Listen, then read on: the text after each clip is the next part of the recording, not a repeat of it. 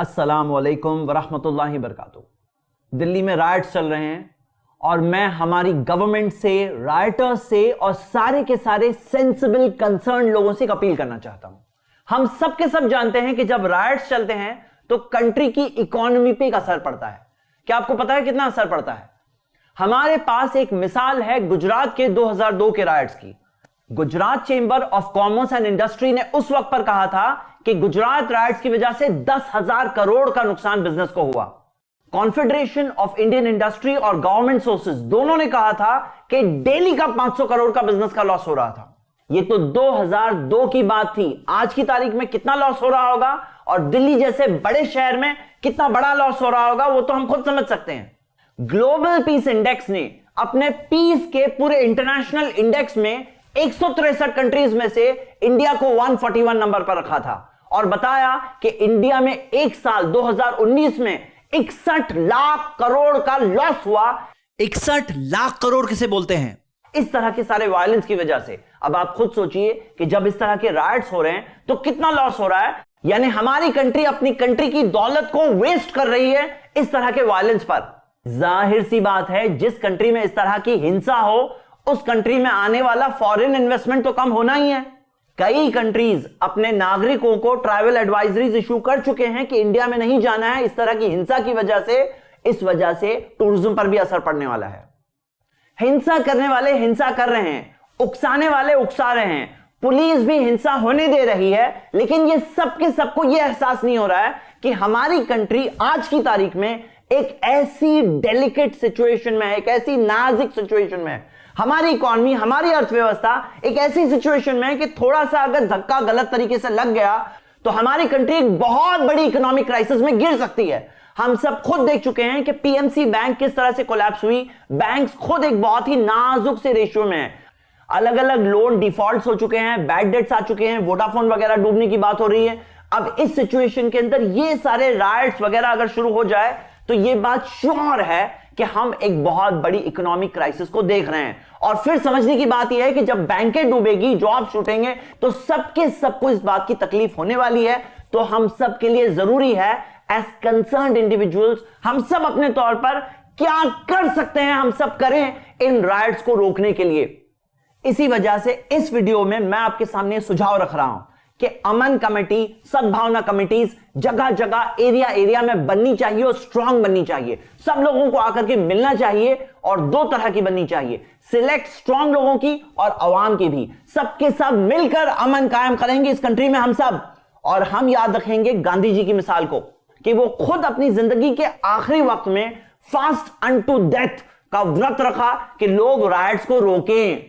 एक और मिसाल हमारे पास सुनील गावस्कर की है कि जब बॉम्बे में राइट्स चल रहे थे वो खुद उतर करके उन्होंने एक फैमिली को राइटर्स से बचाया था।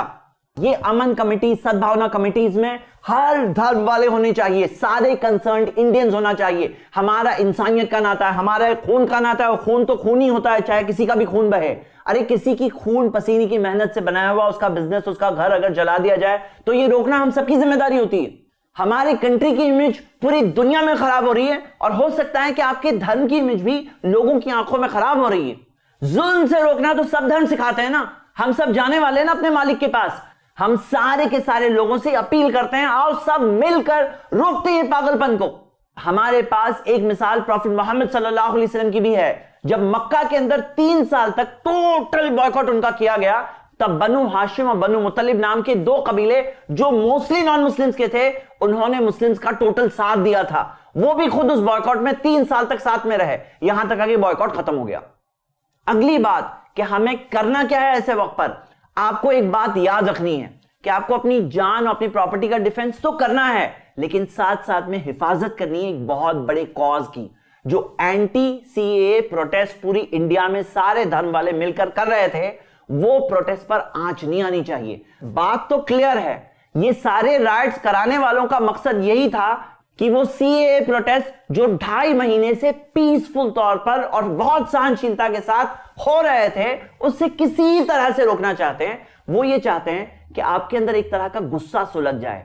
आप जानते हैं कि जब मस्जिद को जलाया गया, मीनार के ऊपर जो भगवा झंडा लगाया गया, ये चीज को देखकर गुस्सा आ सकता है किसी को, लेकिन आपको वो गुस्से को रोकना है। क्यों? ये कौन लोग है कर रहे हैं आपको पता है?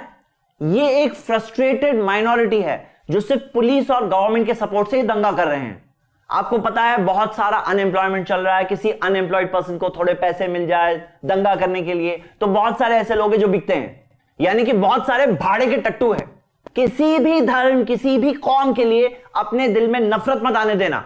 मैं अपने मुस्लिम भाइयों से अपील करता हूं कि अपने दिल में किसी हिंदू के लिए, हिंदू धर्म के लिए नफरत मत आने देना। क्यों? क्योंकि आम हिंदू तो हमारे साथ है, बुद्धिस्ट हमारे साथ है, सिख हमारे साथ है, कम्युनिस्ट हमारे साथ है। पूरे के पूरे इंडिया में किसी एक हिंदू पर भी जुल्म नहीं होना चाहिए, उस पर कोई अत्याचार नहीं होना चाहिए। और अगर आप पर हमला किया गया तो सेल्फ डिफेंस की इजाजत तो खुद इंडिया का कानून देता है।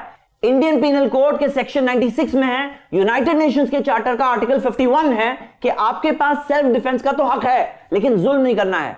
और किसी भी हाल में आपको अपने दिल में किसी तरह का डर नहीं आने देना है, क्योंकि दुनिया की जिंदगी, दुनिया की सारी चीजें तो छोड़ के ऐसे भी जाना है। हमें खुशी होनी चाहिए कि हम अच्छे काम के लिए, सच्चाई के लिए आज खड़े हैं।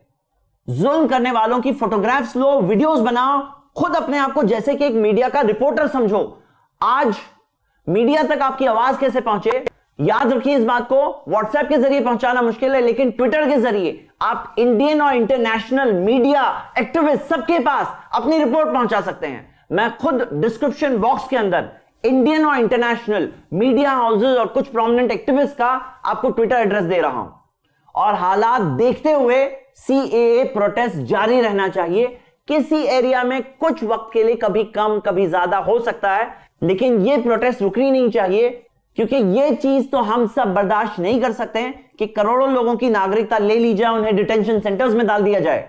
जो लोगों का इन राइट्स में लॉस हुआ है उनके लिए हर जगह पर एक अच्छा रिलीफ फंड बनना जरूरी है, ताकि उनकी जिंदगियां नॉर्मल पर वापस आ सके।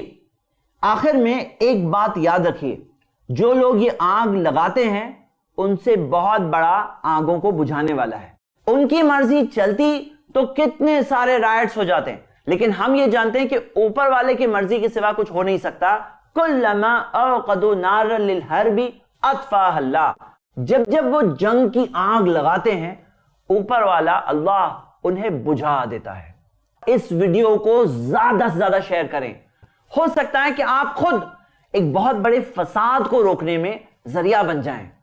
हमारी YouTube चैनल को सब्सक्राइब करें, फेसबुक पेज को लाइक करें, कमेंट्स में जरूर बताएं कि आपके क्या ख्याल है। अस्सलाम वालेकुम वरहमतुल्लाहि वबरकातुहू।